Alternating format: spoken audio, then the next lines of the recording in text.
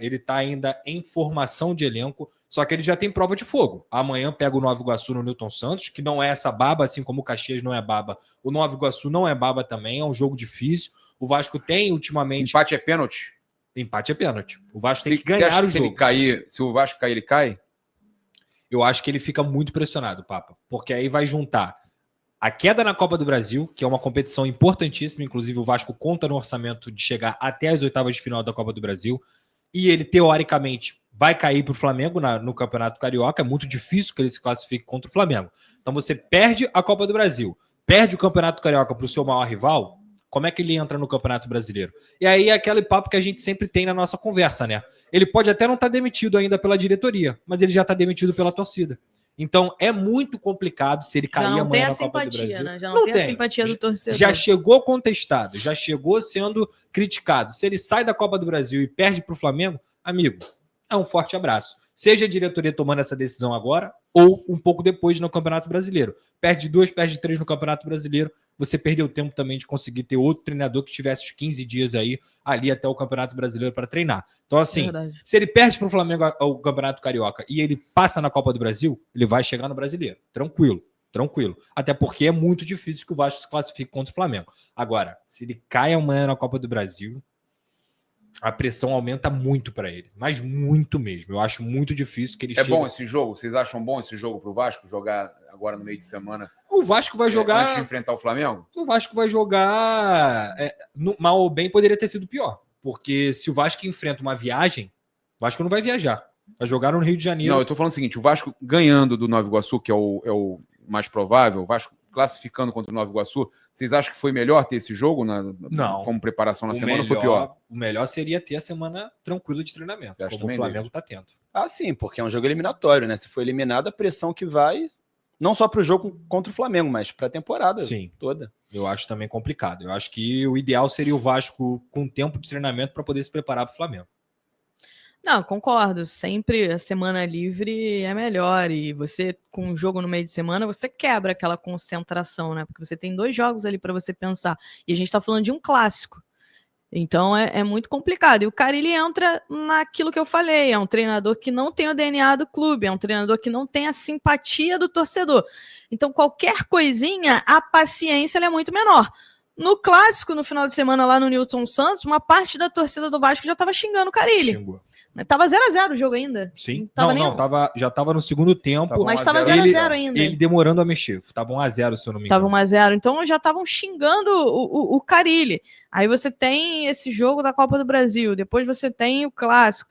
Mesmo que o Vasco, por exemplo, ganhe do Nova Iguaçu, se não jogar bem, se o torcedor olhar o jogo e falar assim, não jogou bem, vão criticar o Carille. Fato. Porque ele realmente não tem a paciência do torcedor vascaíno. Mas tem outro lado também, né? Se ganha bem do Nova Iguaçu, já vai com mais confiança. Ah, e mais claro. ritmo de jogo também. Claro, vai com uma confiança maior de conseguir ter cumprido o plano de jogo. Se ganha do Nova Iguaçu de 3x0, obviamente... Jogando bem. Exato. E o Vasco no sábado provavelmente vai ter a volta do Paulinho, que ficou suspenso no primeiro jogo, o que é um jogador importante, apesar de não estar fazendo um grande início de temporada, voltando de lesão, é um cara que é um motorzinho desse time do Carille, e o Vasco fica muito engessado quando joga com o Hugo Moura e o Cocão. Então acho que a volta do Paulinho também pode ser interessante para esse jogo, e que o Carille utilize os reforços, que o Carille coloque o Nuno para jogar, que o Carille saiba utilizar o Lloyd, o Garré, para que o Vasco possa novamente ter outra perspectiva. Até para ter uma surpresa contra o Flamengo. Exato. Né? Amigos da Bet Nacional, a lista do governo. Não entrou mal não, mas entrou sem entrosamento, né? Entrou no lado esquerdo, ele joga mais do lado direito, enfim. Deu um cruzamento de letra bonito lá, viu, Papo? Que minutagem? Aí você tá lembra? 40 minutos? Não lembro. Eu sei que o Rossi pegou assim. Essa bola do... Foi o Paê que cruzou na cabeça do João Vitor. Não, ele falou de um cruzamento de letra. Tava impedido. De letra do Lloyd? Também, foi na mão do Rossi. Mas com quanto tempo de jogo? Já era no final, já. Eu já tinha descido. Eu faço meu pós-jogo dentro da coletiva. Sim. Foi no segundo tempo. 40 foi no minutos. final. Foi no final. Foi logo no 40 minutos do segundo tempo eu já tô dentro da coletiva. Galera, 1000 likes aqui. Vamos começar então. Muito obrigado a todo mundo que deixou seu like, todo mundo que está participando aí dessa terça-feira de carnaval aqui no Placar. A partir de janeiro de 2026, Vasco passa a vestir Nike. Fornecedora de material esportivo, tem um acordo com o Vasco há 3 meses e esse contrato, que passa a valer no ano que vem, pode ter duração de até 7 temporadas. A Nike fez a melhor das ofertas que o Vasco tinha em mãos, e não eram poucas. Em setembro do ano passado, o Conselho de Administração do Vasco chegou a se reunir para debater sobre outras 4 alternativas. Manutenção do contrato com a Capa, Diadora, Puma e Mizuno. A melhor oferta do ponto de vista financeiro era da Mizuno, que pagaria 14 milhões e 600 mil reais por um contrato de 4 anos. Um pouquinho abaixo aparecia a Puma pagando 14 milhões e 300 mil num contrato de 4 anos. A Diadora até pagava mais, 14 milhões e 900, mas por um vínculo de 5 anos, enquanto a Capa decidia bancar 12 milhões e 100 mil por 5 anos. Apareceu a Nike com uma oferta melhor do que a dos concorrentes e acabou fechando. O grande problema é que o Vasco não teria tempo para ter uniformes da Nike em janeiro de 2025, levando em consideração que o acordo com a Nike foi fechado praticamente no último mês da temporada passada. Por isso, optou-se pela extensão do acordo com a Capa até o fim dessa temporada, para que em 2026 a Nike assuma com tudo, pagando uma condição melhor. Estou atrás dos números e assim que eu conseguir já passo para vocês. Beleza? Bora de informação exclusiva, o Cruzeiro procura clube para Lucas Vidalba, zagueiro 27. Bora mudar de assunto e falar sobre Leonardo Jardim, uma das melhores opções do mercado do futebol brasileiro, quando a gente fala em goleiro, especialmente levando em consideração o custo-benefício. Tudo porque o Léo Jardim tem contrato com o Vasco somente até 31 de dezembro, ou seja, ele já pode assinar um pré-contrato com qualquer outro clube do Brasil ou do exterior a partir de 1º de julho, e essa situação tem preocupado bastante dirigentes vascaínos. Já foram pelo menos 3 propostas recusadas pelo staff do Leonardo Jardim para ofertas feitas pelo Vasco para a extensão desse vínculo. A ideia do Cruz Maltino era ampliar o contrato até 2028, permitindo uma renovação automática até 2029, se metas fossem cumpridas no último ano do vínculo. A ideia do Leonardo Jardim é aguardar cenas dos próximos capítulos. Ele quer entender como é que o mercado no Brasil e no exterior vai se manifestar em relação a esse atleta de 29 anos de idade. Também existe especulação de que clubes brasileiros entraram em contato e por isso o Léo teria dificultado a renovação com o Vasco. Por que eu citei ele com o melhor custo-benefício entre os goleiros? Jovem, 29 anos de idade, para um goleiro é uma idade bastante promissora. Enorme capacidade técnica, muito bom debaixo das traves, também sai bem, incontestável à frente do gol do Vasco desde que foi contratado. E ainda chegaria a custo zero, embora no futebol essa ideia do custo zero meio que seja inimaginável, né? Se o cara está livre de qualquer vínculo com o clube, vai exigir uma compensação financeira de luvas.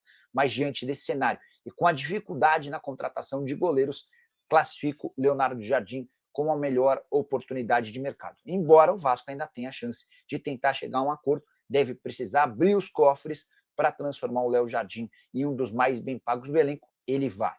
Jogador que havia sido comprado do Lille, da França, em 2023, por 2 milhões de euros.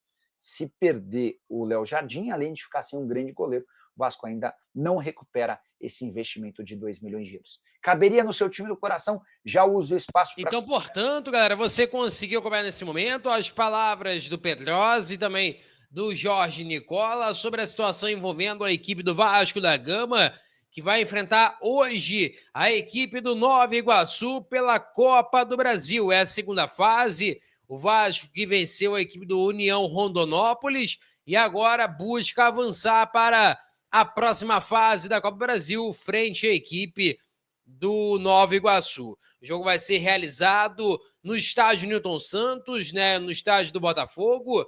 E agora também teve mais uma informação muito importante, que é a nota oficial do Vasco sobre a matéria que foi divulgada pelo GE, pelo Rafael Zarco e também pelo Tébaro Schmidt. A matéria dizia sobre a situação envolvendo dívidas, né, que o Vasco teria com jogadores, inclusive do atual elenco, e a nota do Vasco foi a seguinte, ó. Nota de esclarecimento. A Vasco SAF esclarece que a reportagem de Rafael Zarco e Tébaro, publicada no dia 4 de março, contém informações desatualizadas que não refletem a realidade. Todos os salários e direito de imagem dos atletas do atual elenco estão rigorosamente em dia desde o início da nova gestão. Além disso, o trabalho de reestruturação das dívidas deixadas pela 777 seguem em andamento. A matéria menciona valores que supostamente seriam devolvidos a alguns jogadores, o que distorce os fatos e prejudica a reputação do clube. Esses dados foram extraídos de um documento de outubro de 2024, referente a um processo de mediação que incluía valores vencidos e a vencer, ou seja, que não constituíam dívida naquele momento. Reiteramos que reportagens baseadas em informações desatualizadas induzem os torcedores ao erro e afetam a credibilidade do Vasco e da gestão atual que tem se empenhado, na verdade, em resgatar a imagem e a transparência do clube. E ainda seguindo aqui, disse, recomendamos aos vascaínos que acompanhem as atualizações sobre a recuperação judicial pelos canais oficiais. Então, portanto, a gente viu aí uma nota bem pesada da equipe do Vasco sobre a matéria do GE, né, sobre a questão de dívida, e o Vasco aí buscando honrar os seus compromissos. Peço a você que deixe o like, é muito importante para o nosso canal. Acione o sininho da notificação para não perder nenhum conteúdo. Nossa meta, olha, é alcançar 50 mil e falta muito pouco. Faltam 200, eu conto muito com a sua ajuda e também com a sua moral. Vou ficando por aqui, valeu, tamo junto e é nóis! Fui!